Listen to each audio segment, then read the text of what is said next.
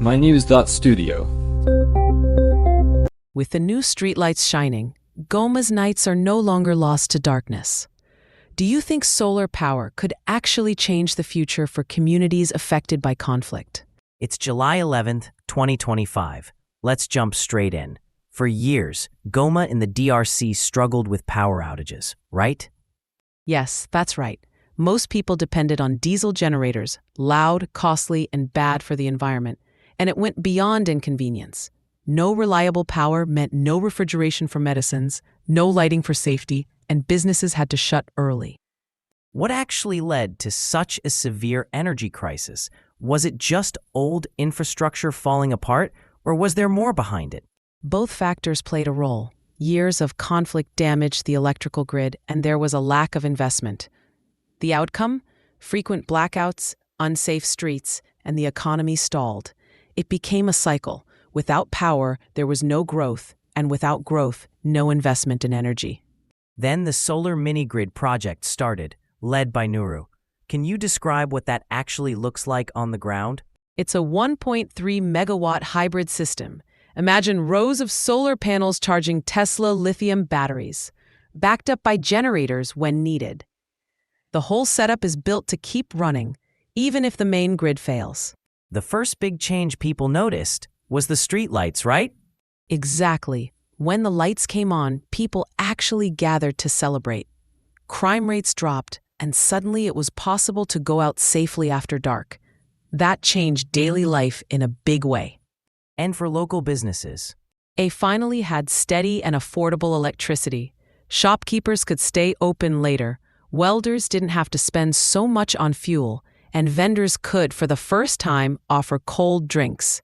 With refrigeration, things like beer, soft drinks, and perishable foods became available.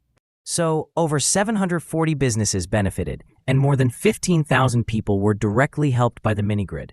That's correct. And not just businesses. Healthcare clinics and schools gained reliable power too.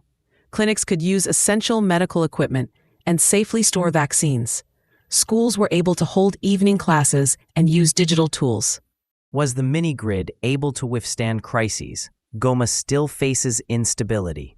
Yes, in early 2025, when rebels took over parts of the city and the main grid shut down, the mini-grid kept working. Residents even protected the solar farm from looting. That shows how much the community valued it. Looking at the bigger picture, could this model work in other places facing similar challenges? Definitely. Goma's mini-grid is now seen as a model for electrification in unstable or underserved areas. Its decentralized design means it can grow or connect with other renewable sources, like hydropower. Nuru's goal is 10 million connections by 2030. What should similar projects in conflict zones keep in mind? First, involving the community is key. They'll protect the system if they have a stake. Second, hybrid systems add resilience. Third, off-grid, decentralized solutions are quicker to deploy, where the national grid is unreliable. And finally, focusing on clinics, schools, and street lighting makes the biggest difference. What issues still need to be addressed? Security, funding, and supportive policy still pose challenges. But Goma's project proves that with the right approach, renewable energy can help communities become more resilient, boost their economies, and offer hope, even in difficult environments. Why does this matter to people outside the Congo? Because it's a clear example of how clean energy can improve lives, even in the toughest situations. It's about access to energy, climate solutions, and development, issues that affect everyone. If a solar mini-grid works in Goma, could it work elsewhere with similar challenges? Exactly.